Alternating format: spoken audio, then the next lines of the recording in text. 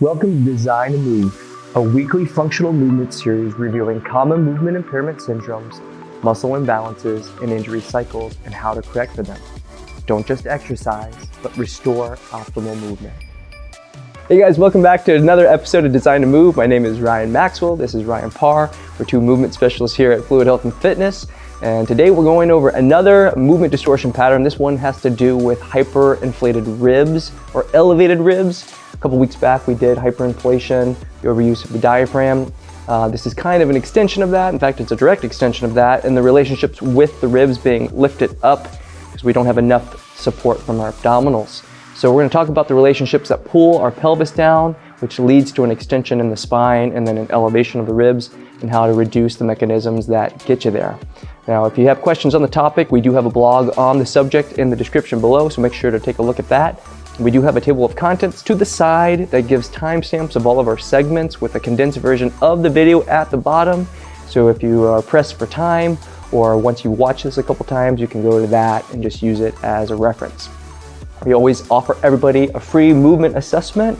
We do these videos as an opportunity to give you some basic guidance, but if you're looking for specific guidance for your body, we'd love to have you tap into the resources we offer through a virtual assessment. And you can do that by reaching us at admin@fluidhealthandfitness.com. So once again, thanks for joining us, and let's get into our topic. So our first segment is mobility and release. Here's where we show you how to reduce the overactive muscles in the body. And for this week on elevated ribs, the ones that we're going to target, and these are just a couple, just remember there's multiple muscles that can be involved in this, but the couple that we're going to target today are the quads, and specifically the rectus femoris, and the back extensor muscles, the erectors or erector spinae muscles. Let's go. So the first muscle group that we're going to target today is the rectus femoris. This muscle attaches from your pelvis down to your kneecap. It allows you to extend the knee and also lift the hip up. So it's a flexor of the leg. And if it's too tight, because we have a tendency to shift our weight into our hips, we start to use it to help support the body or the pelvis. So a lot of times it gets overused, not to mention it's it gets a lot of action when we do sporting activities, running, jogging, biking, etc. So it gets tight. So we want to reduce it today. We're going to do a soft tissue drill by using a foam roller. Ryan's going to get into position by laying prone or down on the ground. He's going to position the roller so that it's offset to the side of his body. He's going to have it on the left quad. He's right in the middle of his quad, but you can start closer to the kneecap. And then his opposite leg is going to be out and abducted and flexed up towards the front of his body. Now the center of his weight through his shoulders, or I should say the center of his torso, is over his elbows, so he's supporting his shoulders and keeping a nice stable spine. He can stick this leg out a little bit further, so he's going to bring it up. That's going to bring that leg into flexion. And while he's sitting there, the weight of his leg is going to compress down onto the muscle. So basically we're pinning the rectus femoris between his femur and the roller, and that pressure is going to help to, again, tell the tendinous connection points to, again, let the tissues relax. So he's going to start with a passive release, just hold it there for just a little bit. Now again, he's going to bend the knee, going through an active release, pulling the tissue through the ball or through the roller here. Again, the kneecap is where it attaches, and then you let it go and sink down into the belly of the muscle. Now as he does this, he's going to breathe in, bending the knee. You could flex the glute at the same time, flex the quad on the right side. You're pulling the knee up towards the chest, and then breathe out and sink down and sink into the belly of the muscle. Now if there are adhesive points in the muscle, you might feel it as, again, a little knobby area as you bend the knee, and that tissue starts to pull under the roller. If it slides past the roller, don't go that far. You want to kind of block it on the roller and shear. So a lot of times, again, we'll get little micro traumas in these muscles. They're really overused. So something to keep in mind as you're going through the process. Again, we're going to let it go fairly quickly, sink into it, go through about 6 to 10 cycles. And then you can go up the length of the quad if you wanted to, up towards the pelvis, attack another adhesive point, or again, trigger point, and see if you can get, again, more length out of the muscle. Now, just so you guys know, how do we know if we have adequate range of motion through the knee? We should be able to move the knee to about 90 degrees of hip flexion or knee flexion if you're laying down on the ground and not see any displacement around the pelvis, meaning the hip shouldn't tilt down or lift up if you're bending the knees. So if you want more information on that, just reach out to us again, admin@fluidhealthandfitness.com. But otherwise, this is something that you're going to want to do to loosen up those rectus femoris. Okay, let's get into the erectors. So we're going to get into our back erector muscles. If we recognize that the muscles on the front of the hips, the flexors of the hips, pull the pelvis downward, that's going to create compression into our back as the back goes into extension. Now the muscles that help keep that compression are called the erector spinae muscles. So these are muscles that, again, pull the back into extension. So if I want to stretch them, I want to pull the back into flexion. Okay, so again, if we have a deep pelvic slope or a hyperextended lower back, this would be something that you're going to want to look at. So either way, you'll see that Ryan's on his back. He's got the roller between his rib cage and his pelvis. And he's going to begin by bringing the knee up to his chest. Okay, by doing that, that's going to pull into his hip flexor. His back's going to start to flex under. And he's going to come into a crunch position and then bring his thorax on the opposite side in towards the opposite leg. So he's rotating his rib cage into the opposite leg. And then coming back down. Like so. Okay. So this would resemble gait. When this leg comes up into flexion, it's going to pull the pelvis forward. Spine's going to counterbalance that against it, come back into flexion, and that's going to lengthen through the erectors. The erectors are extensors, not flexors, right? So again, he's going to bring that down. Draw the leg up, breathe out, crunch down, rotate across the body. Looks just like a gait cycle, maybe putting some weight down into his heel on the opposite side, and then come back down, and then sink into the belly of the muscle. Okay? Feels good, right? Oh yeah. Yeah. So if you do it right, we're gonna feel some natural lengthening of these muscles along the back. Thoracolumbar fascia is there, latissimus attachment points from your lats are there. A lot of different muscle groups and tension groups coming right into that little area. So this is something that you're going to want to target. You're going to help to open up the back, not only that, but get some of that thoracolumbar fascia, start to loosen up a little bit, reduce the apex of tension there. So again, he's going to breathe out, lift the leg up, do a little contralateral rotation from the opposite hemisphere. So right knee is coming up, left rib is coming up, pulling it together. Doing that anterior oblique sling from the groin, internal oblique, external oblique, coming back down and back down to it. There it is. All right, so you can go through about 6 to 10 of these drills. I always like to start with some passive strokes, just kind of up and down. Again, when you're on your back, be careful of your ribs, be careful of the floating ribs, the lower ones. Again, you don't want to push too deep on those. There's not a full attachment point there. They're held together by soft tissue. So make sure to protect it. And again, you can try both sides of the body. You'll notice most likely that there's going to be more tension on one side over the other, because we're asymmetrical a lot of times. So either way, take it slowly, test it out, do it on both sides of the body and see how you feel. And that brings us to the end of our mobility. Our second segment is called activation. Here's where we actually show you how to target muscles that are traditionally underutilized or that can't facilitate the right movement pattern in the body. So when it comes to the ribs being elevated, part of the muscle groups that hold them down are the external obliques. So we're going to show you how to target those with a band rotation from a split stance position. So guys, we're going to start with an activation of the external oblique. This is a muscle that pulls the rib inward. So you have your internal oblique that tips the body to the same side.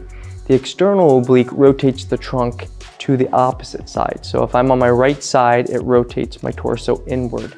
Now you're going to see that external oblique come into play when you're going into gait when the opposite leg comes up into flexion.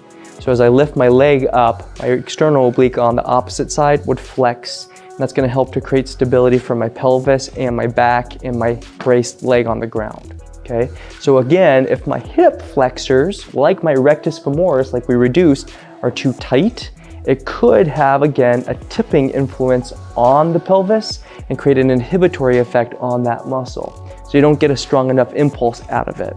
Now you'll see that as, again, excessive rotation on that back leg where the rib will open up with the pelvis because it's not strong enough to help hold it as we go through a gait cycle on that braced leg. Okay, so pretty important that we get this under control because it leads to excess rotation through the pelvis and the spine. Okay, so Ryan's going to show you how to do this by going into a split leg position. He's going to step back with his right leg He's gonna be rotating, activating his right external oblique. So he's gonna start by bracing through his hip, so his glute is flexed on the right side. He's gonna create a little bit of pressure by pushing back through his heel, pushing his left leg forward, just like he was about to take a step forward into his left leg, okay? We'll know that his hips are neutral because his ilium, or the hip bone on the right side, isn't rotated out externally, so you're not gonna see this, and again, the rib wouldn't be rotated out with it. So he's gonna clench his glute, hold his leg there, make sure that the angle of his foot is nice and straight, so his foot shouldn't be rotated outward, it's right in line with his heel. And again, he's gonna push through the band by pushing through the trunk, not the arms. His arms are isometrically stabilized through the shoulders. Scapula is being retracted back on the left, and he's just bracing through his palm on the right, breathing in and then breathing out, and slowly coming back to a neutral stance where his ribs or his collarbone lines up with his pelvis. Okay, so he's gonna breathe in, push. Remember, he's pushing back through his right heel so he can feel his right glute. Might feel some pressure on his groin on the left side, and then he's gonna breathe out and slowly come back to a neutral alignment. Goal here is to breathe in deeply so that you get that diaphragm on the right side to try to open up that external oblique, but you're gonna co-contract both of those guys and slowly come back down to a count of 6.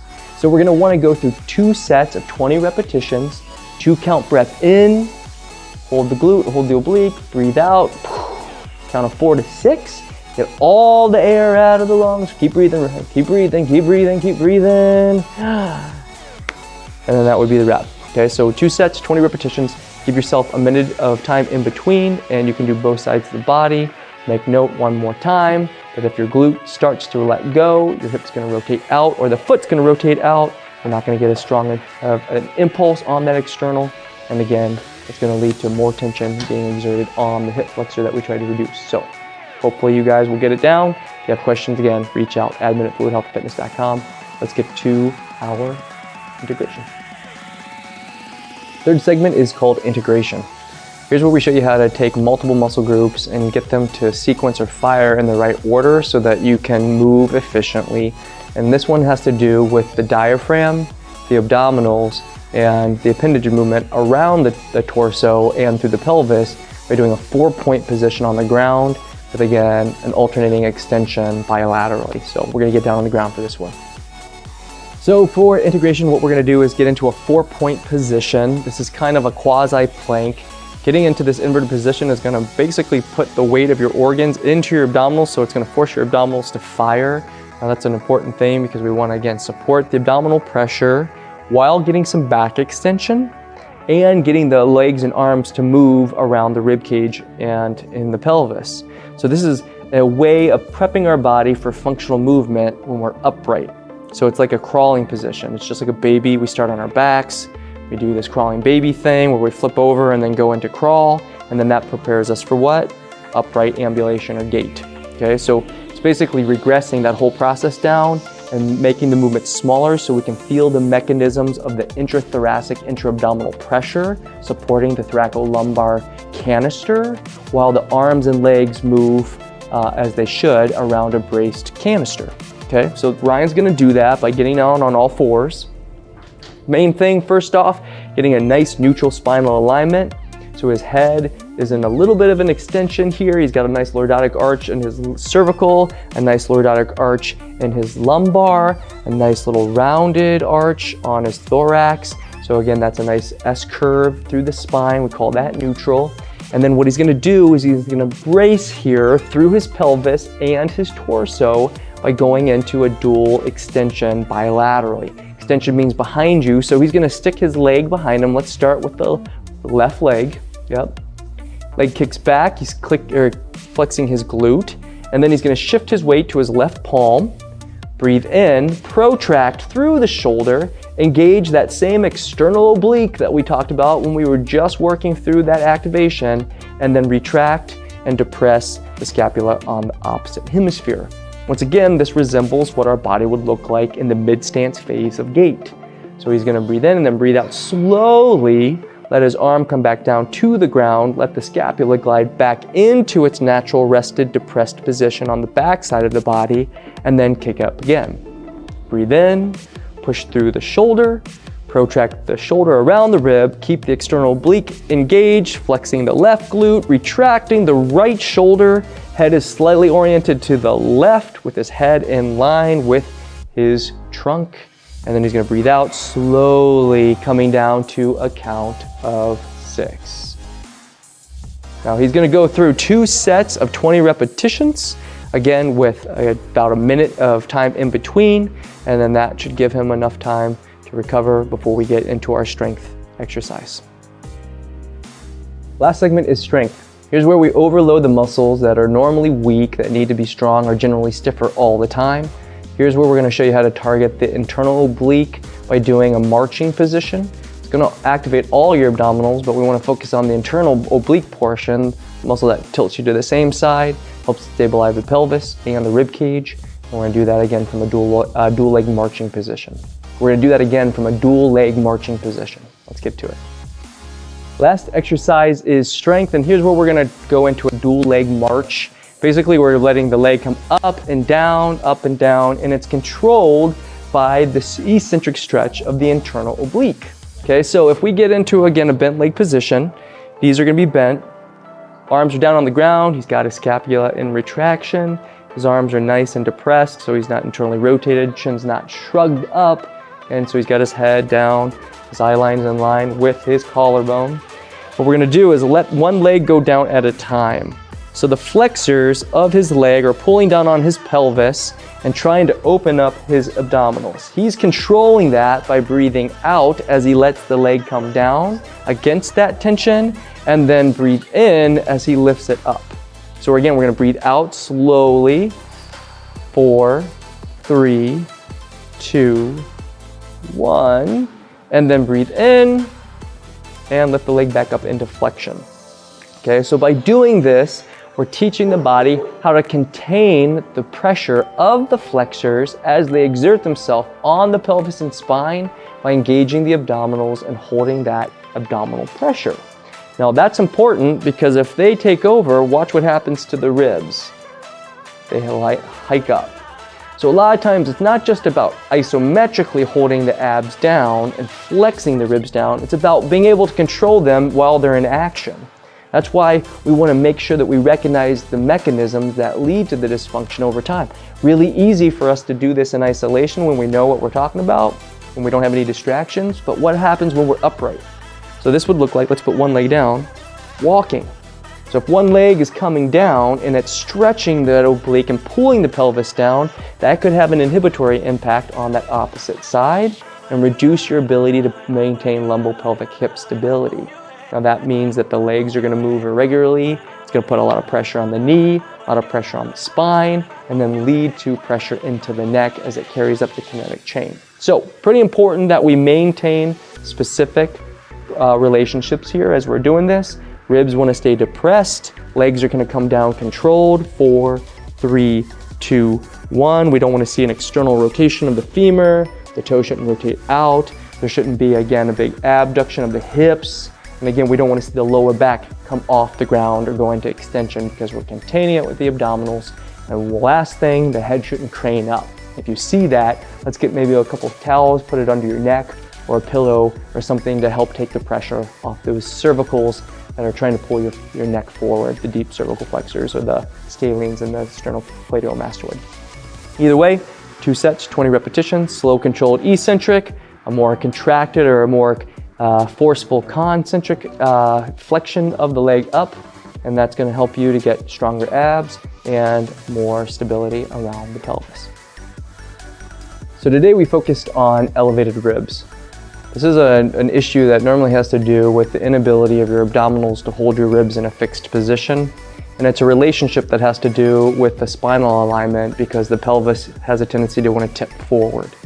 Now, a lot of times it also has to do with overactive pectoral girdle muscles or the muscles that attach your ribs, your first rib, to your neck, like your scalenes, or the sternocleidomastoids that attach the collarbone to the neck, or even the pec minor that attaches the ribs to the collarbone or through the scapula, through the attachment there at the AC. So this is just a system of dysfunction or distortion that we targeted, having to do with the flexors and the lower back muscles, but there are other groups involved that could help to get those rib cage down. So make sure to look at the other video tutorials that we have out there if you want more information, or again, reach out to us at admin@fluidhealthandfitness.com. We did write a blog on the topic, so remember it's in the description below, so make sure to read that. And again, if you want to reach out and do a virtual consultation where we can do a full body analysis and biomechanical screen, we'd love to do that. So just reach out again at admin@fluidhealthandfitness.com. As always, your body's designed to move, so stay in motion. We'll see you next week for another episode, and you guys stay with it. Talk to you soon.